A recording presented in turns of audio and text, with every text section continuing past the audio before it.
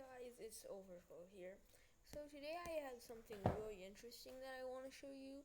I bet most of you already know about this, but this is the Steam hardware and software survey of August 2021. I'm sure they're going to release like a September version, but I just want to go over the results with you because I found this really interesting.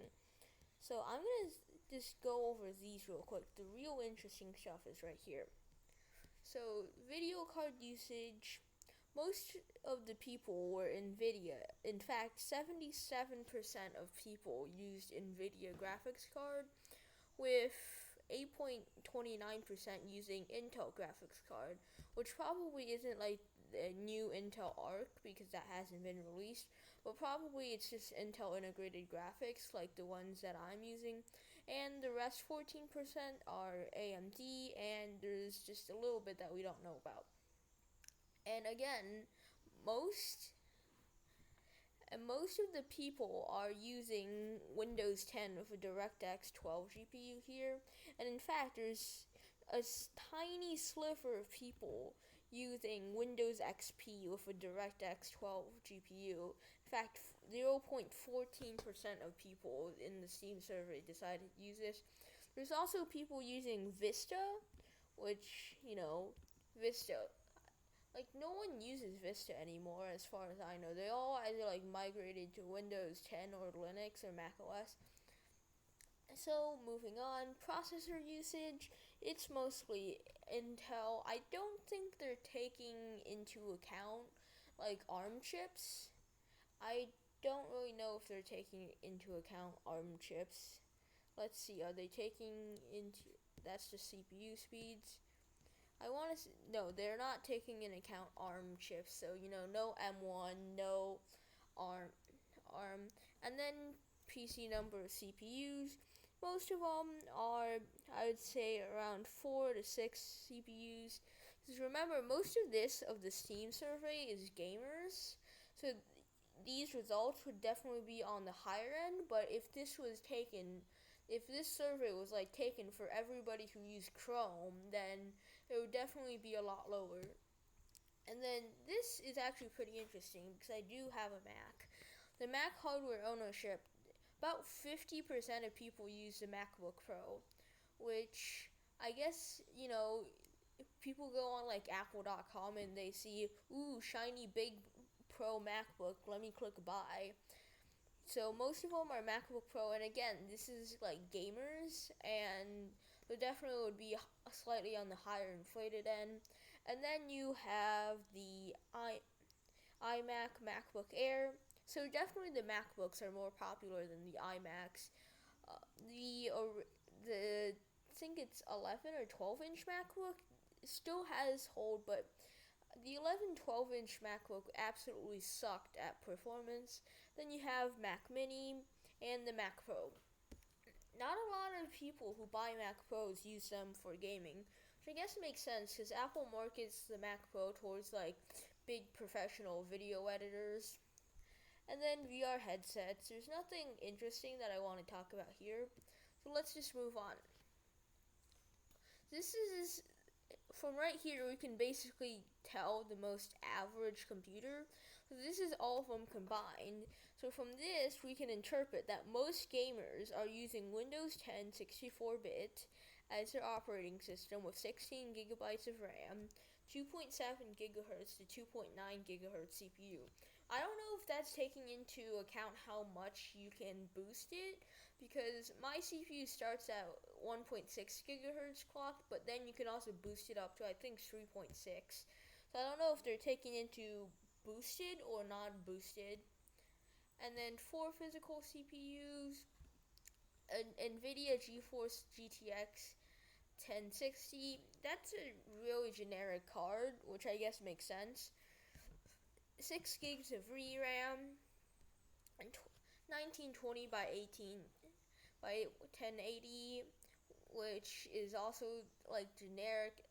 1920 by 1080 is definitely baseline. If you're buying a monitor and it has lower than that, I definitely would not recommend you to buy one of those. And of course, multi-monitors. Most of them have English, with 100 to 249 gigabytes of hard drive space, although 250 to 500 are catching up. And then the total, most of them have above 1 terabyte or like 1 terabyte. I personally have 128 and 1 terabyte. So I would definitely put myself in the 100 to 249 gigabyte zone. I don't know if I don't know if someone's just putting Windows or Linux on a partition, if it's counting like the actual drive storage or just the partition space. I'd like to know more about that, and the other settings we're not going to look at those.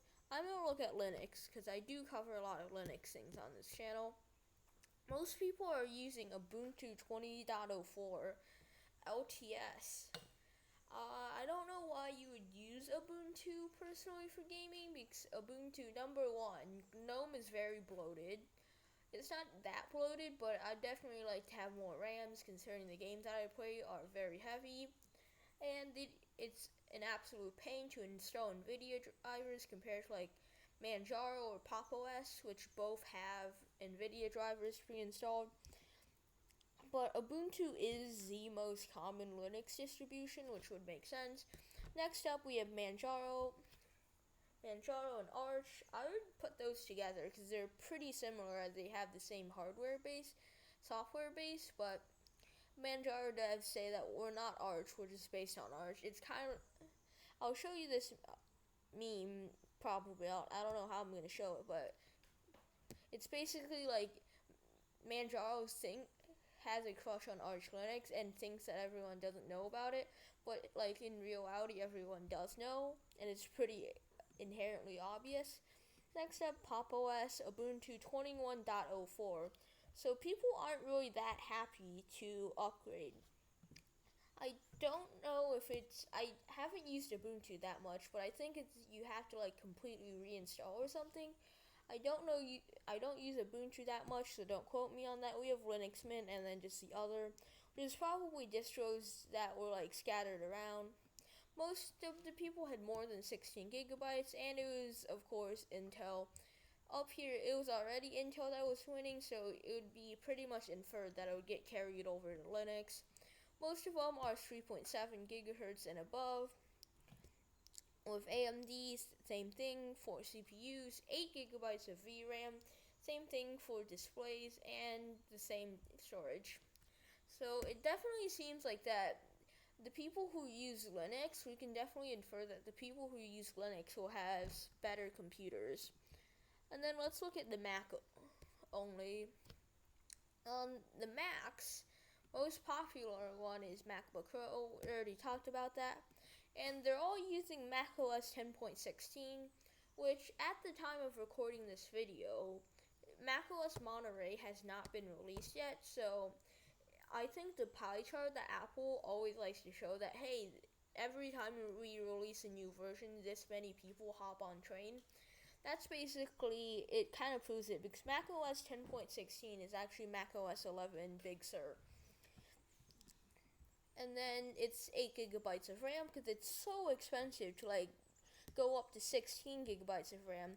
And most people who are using Macs, they don't really care about going up to 16, because macOS will just enable a swap file, and most of the time, they're just like running Chrome to check Facebook. They're not going to notice that they only have 8 gigabytes of RAM. 2 gigahertz, 2.3 to 2.7 gigahertz. I think that's taking according to Boost. I wish that they would say like, hey, this accounts to Boost, and it doesn't, because I can't really infer much based on the CPUs. 2 CPUs, again, since this is Mac OS, and it also seems like that it's always going to be Intel, because Apple only offered Intel up until the M1, and then most of it are AMD Radeon, which is the graphics card in the MacBook Pro series. And then you just have the Intel HD graphics. Let me see if, there we go, Intel UHD graphics 617. You guys can probably like find out what MacBook I'm using just from the fact that I have an Intel UHD graphics 617. Then I don't really care about all of those because most of them that are not Intel are MacBook Pros. VRAM 2 gigabytes, of course, because, well, 2 gigabytes is shared. For most integrated GPUs, it's always 2 gigabytes. And then, this is kind of weird, 1440 by 900. Because all the MacBook displays that are within, the last 2 generations are at least 1920 by 1080. Maybe they were using a VM or something. If they were using a VM, it would probably get swept into Windows. But I don't know why it's 1440 by 900, because that's a square resolution. And again, multi-monitor kind of sucks. Perhaps it's because the iMac dragging it behind, but most of them are Mac Pros. Most of them have English, and the free hard drive space is 10 gigabytes to 99 gigabytes. Now, this is I really want to point that out because I have an 128 gigabyte MacBook Air, and it gets filled up so quickly. I bought 2 external hard drives so I can run Windows and Linux. So, yeah, it's definitely very small considering that how little space Apple gives you. I think it's starting to roll out 250 gig stock. So, pro tip, if you're buying a MacBook, don't buy the 128 gigabyte version, you're going to regret it. And then the total, again, 100 to 249, which is, 128 and 256 are the most popular because those are the base options. So that's it. I'll probably make another version of this when something big happens. But thank you for watching, and I'll see you in the next video.